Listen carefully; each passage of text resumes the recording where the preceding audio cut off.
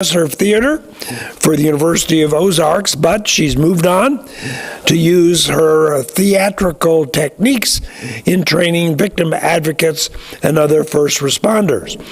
Now, in 2021, she received a Visionary Voice Award for her work, and also a Citizens Artist Award, along with other national awards for her revised production of the play For Hurting Hands.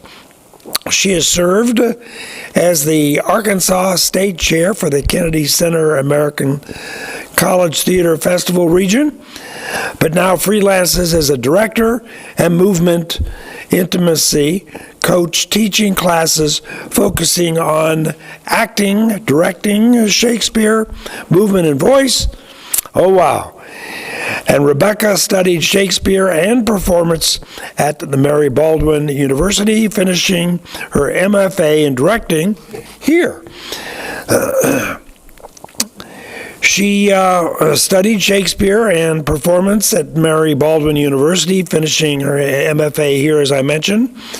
Her favorite productions that she has directed herself include The Comedy of Errors, which was a play that she did here. Venus in Fur, what a name, right? Also produced here at the University of South Dakota. Also, The Diary of Anne Frank at the University of the Ozarks, and The Little Mermaid at Prairie Repertory Theater. So, she is going to update us on this summer's production of the South Dakota Festival, Shakespeare Festival. You're on.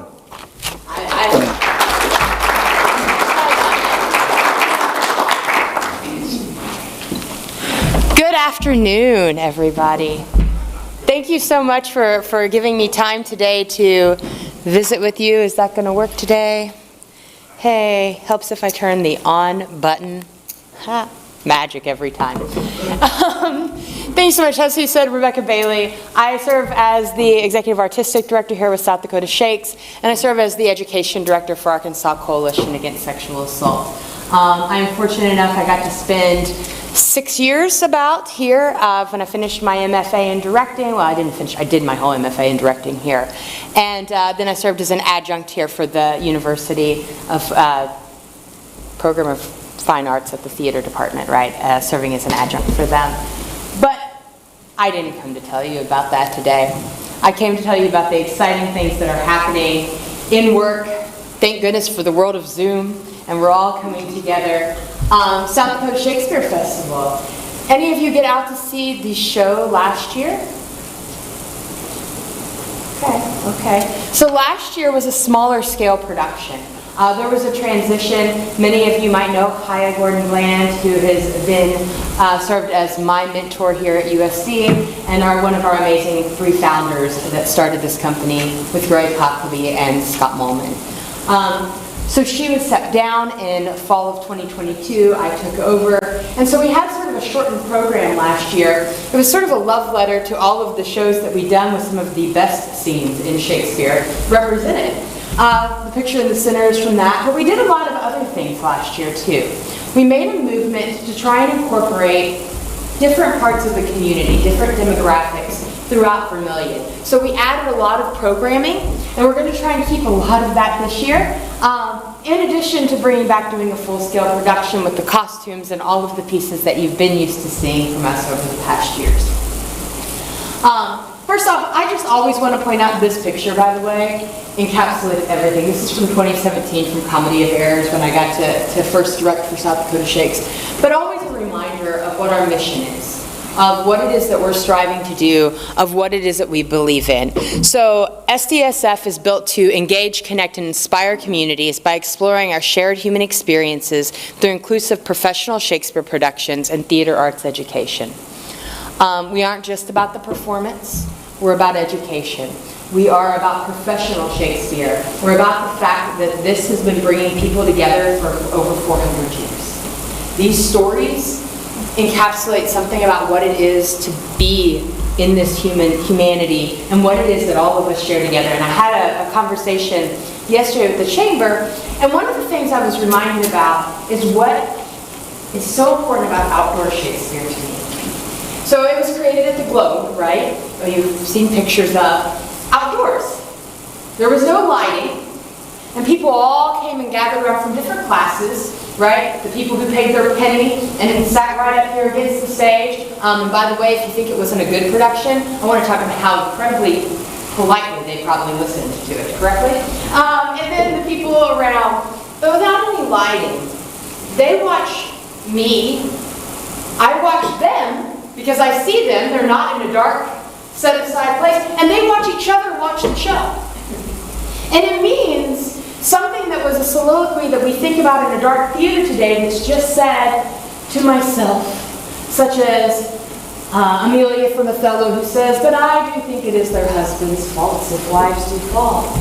It's very different than when you all can see each other right now, and I say, "But I do think it is their husbands' faults if wives do fall." Right? There's something very different about that interaction. And it shares what it is for us to all be human. It makes it alive. It makes it something that's a collective experience. I don't sit in my dark space and watch it. And Shakespeare is a master at it. And that's what I'm excited to be able to continue to bring and continue to be a part of this community. And to begin with, it's also all free. This is supposed to be for everyone. Right? So this is just a brief look, and I know it's hard to see with the lighting, what all we did last year. So just a quick run through of it. We had our Bark with the Bard, which I have every intention of coming back, and I'm going to show you some pictures of it. We had our Shakespeare in Love played at the Coyote Twin Theater. We had Shakespeare Trivia at the Brick House. We had Wednesday, we had an adult Shakespeare improv at the Varsity. That was a riot. Then Thursday we had Hip Hop Shakespeare with the Sonnet Man, and Friday through Sunday we had our show. So this is just a little bit some of the fun we had at rehearsals. USD so generously grants us the space from the Fine Arts Department. So these are just some of the things we worked on for 2 weeks before the show opened every day. These, again, we divided how those pieces were going to be set up. I had created that time frame before we came in, but they helped magically put together how we were going to kind of bridge it all. So that was a little bit. This is from our Bark with the Bard last year. We had fun. Pup cups were free. The dogs enjoyed every minute of it. But we also had sonnet lines. And the point of all of this is that maybe not every event is for you, but there is an event for everyone. Right? There's a chance that everybody can come and get involved. And for the businesses and things, maybe I come to Bark with the Bard and then we go have a drink on the patio. Right? Because I can take my dog and sit out on the patio and it's a beautiful summer evening. Maybe that's not my thing. But maybe the improv at the night at the bar down at the Varsity is exactly where I want to be. And then I get excited about it and I say, hey, let's go see that show. This was trivia at the Brick House. This was Monarch, put up one of our t-shirts in the window. We want this festival to really take a part of the whole community. A couple of other things. This was our improv night. We had a little music. I warned you, not for the faint of heart. And this is Devon Glover, who's the Sonnet Man. And not only did he have the chance to perform his hip-hop Shakespeare, he takes sonnets and he does the sonnet as it was written, and then he rewrites it in his own words. And it was wonderful to watch him with audiences. He did a talk back, but more importantly, he was one of the folks that came down and taught a class at the Juvenile Detention Center in Sioux Falls. And I will tell you, when I walked into that room, we had about 12 students in the room with us that day. And I walk in and they look at me like, okay. No offense, just who I am, right? But that young man walked in and he had their attention. And the minute he pulled out the rap music, and he was sort of jamming with it, and then he had them writing their own sonnet. Right? Now I will admit there were two other girls who really hung on his every word, and I'm not sure it was their interest in literature. But we had a really great time, and they listened. He also did a talk back with our Upward Bound students, which we'll get to in just a minute. So these are some photos from the show last year. Good times were had by all. A few laughs, as you can gather by any of these. We have photos up on our website, and I'm more than happy to share any of these with you all. think that one is Midsummer Night's Dream. That's Midsummer. There's some Richard III over the side there. We have some Taming of the Shrew. So a little bit of everything. Oh, some Mackers up there in the top. We even have one photo in the dark. That's because USD so generously allowed us on a rainy night to come so that we didn't miss getting to share a performance with everyone. This, though, reaches another audience. When I say inclusive, the show is filmed. It airs, and you can log in from anywhere and watch it the week after the festival. Anywhere. My parents are no longer able to travel. My parents logged in from Kentucky and watched the show last year. Right? So it's accessible to everyone, free of charge. This was at the Sanford Care Center. We had a marvelous afternoon. We took scenes. Right, we didn't do the whole 90 minutes, but we took scenes. We took a chance for everybody to gather. We had some music. They had a ball. We had a ball. And we learned every time we get a chance to engage with everybody in the community. These are the Upward Bound students. That's at the Vermillion Public Library. We had the outreach to all of those. Our numbers are online on the website if you want to see exactly. There's one of my favorite photos, and it might be a little hard to see down here with the lighting. But these are some of the students. We're doing some exercises. I was teaching that class on walking in the body and moving. But I don't know how many of you remember being 14, 15 years old. It's been a minute for me. But I do know that confidence in hearing my voice and recognizing that my voice needed to be listened to and that I had something to say and that who I was mattered. I remember not being sure of some of how those things, goodness gracious, sometimes I remember that as a 42-year-old adult. But we talked about moving and what it changed and how the way we moved in the space changed how we perceived each other and how we could control that. And how my voice sounded, and what that was, and we listened to each other, and we made discoveries. And Upward Bound students are at-risk students, right? This is how it's pulled, and the chance for us to start to build that confidence and build that ability to recognize how I'm perceived and how I perceive others. It's an amazing thing to watch them start to just even have a moment of discovery. We only have a day with them. Those things that we had costume, and there are different opportunities for everyone. This also, we had just a career panel. They talked with Devon and they talked with one of our New York actors about what that kind of career looked like, about what choices they make, what was their education, when did they decide those things, and how was it possible from wherever they were. So it's really important conversations and physical chances to work through that space. So, wow, you can't see that at all. Hey, it's really bright on this screen. Anyway, so this year, that brings us to where we are. We have every intention of including as many of those pieces again this year. I expect the full schedule to be out in the next month. This year's production is The Merchant of Venice. Anybody know that show? Yeah? Yeah? So many of you might know the title character Shylock. Well, not the title, considering it's called The Merchant of Venice, but interestingly enough, probably the most memorable character. That might be one you've heard quotes from over the years. This production is one that I have been in love with since I first saw it at the American Shakespeare Center. And what I loved about it is that it had heart, it had humanity really at the center of it, but it had romance, and it had comedy, and it had that moment where I was hanging on the edge of my seat about what was going to happen. And it's something I'm so excited to share with this community. I also, though, knew that I would never direct it without a certain role and certain conversations being part of it. There's a history that's pretty tumultuous about this production, because we all know how you frame something. Many of my business folks or my marketing folks know that I can change how, religious professors, whichever, right? I can change how something gets said and used in all sorts of contexts, right? This show has a really tumultuous history, and so our framework with that was important. Hyatt Gordon Wynn will be coming back and playing Shylock for us this summer.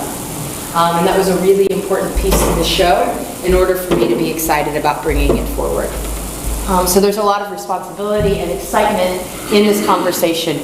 But when I tell you, well, there's heart, and I hope it'll make you think just a little bit.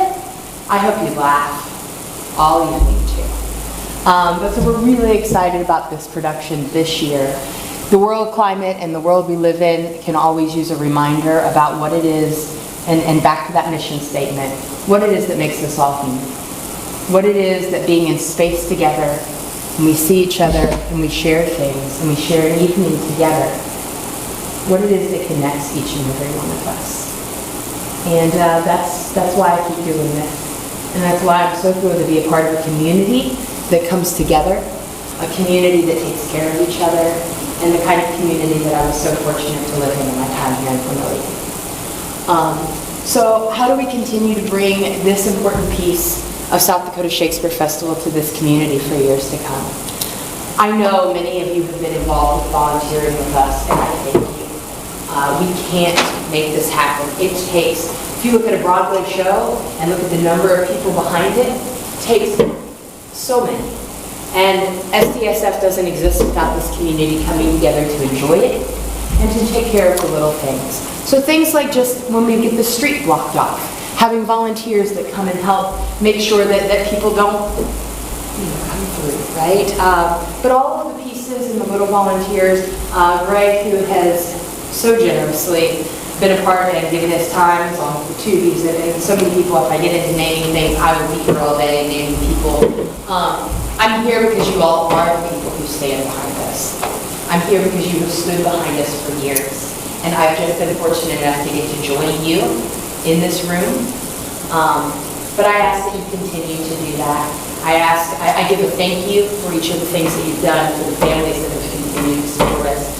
And we're not done. We have a lot to do, and I think every year it's important that we remember.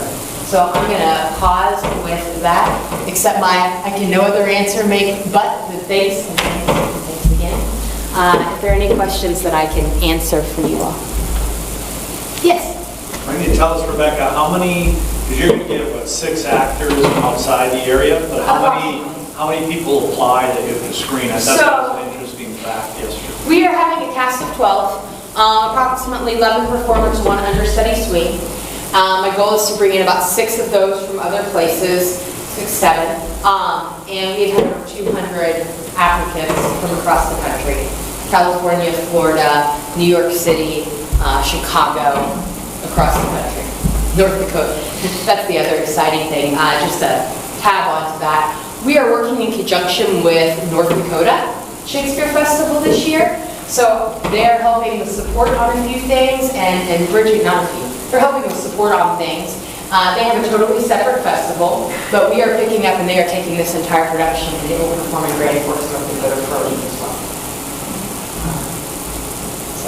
Thank you. Yeah, 200. And that's not including applicants I saw at Kennedy Center and applicants I will see for auditioners on Sunday here in Vermillion, hopefully. Yes? Last question. What's your fundraiser I heard about Saturday night? Hey! If you want to hang out, there's this little thing happening that so many people are working on, Wine with Will. The food is going to be incredible from what I have witnessed at the Cox House. And we have a couple of performances. You're going to hear a little more, some of this again, and a little more about what it is we're doing. We have got a live option. We have got a silent option with some incredible things around. And a chance to get to know a little more about us. It's going to be a beautiful evening down at the Bed and Breakfast. Tickets are $50, and feel free to come visit with me after if you want to find out how to get that. Thank you so much. He's got the magic questions, just like, here, you want to add this, right? Bring him along with me every time I speak. Yes? I'm so sorry. If we wanted to potentially have members of Rotaract or just general Rotary members assist with anything that week of, what's the best way to get in contact with you guys? As soon as I finish here, we'll get information, and let's just have an exchange of information today. Awesome. And anytime you can bother this young man right there at the table, say they knew exactly who I was pointing at. And he can get you in touch with, and get you in touch with. He is who you get in touch with. So, We have time. Any other questions for Rebecca? yes. My recollection, although I wasn't there, the original productions in the Globe Theater included boys, young men playing feminine roles. If that What happened here with the South Dakota legislature, find that loop in the city. Can I tell you a little bit about what the actor's reputation was in Shakespeare's day? Or even the Arkansas, the notoriously liberal Arkansas. Actors were considered lewd and lascivious at any point in time. We were banned from several locations. And I certainly would not have been standing on the stage having this conversation with you as a female. So, yeah, the only thing that would have been more lewd and lascivious would have been if a woman had been up there doing it herself. So that would have been even more considered outrageous. You know, we just couldn't control ourselves. But thank you for my history. We could also have a conversation about the history of the role of Shylock. It's fascinating. Well, we'll look forward It's to that. fascinating. Well, thank you very much, Rebecca.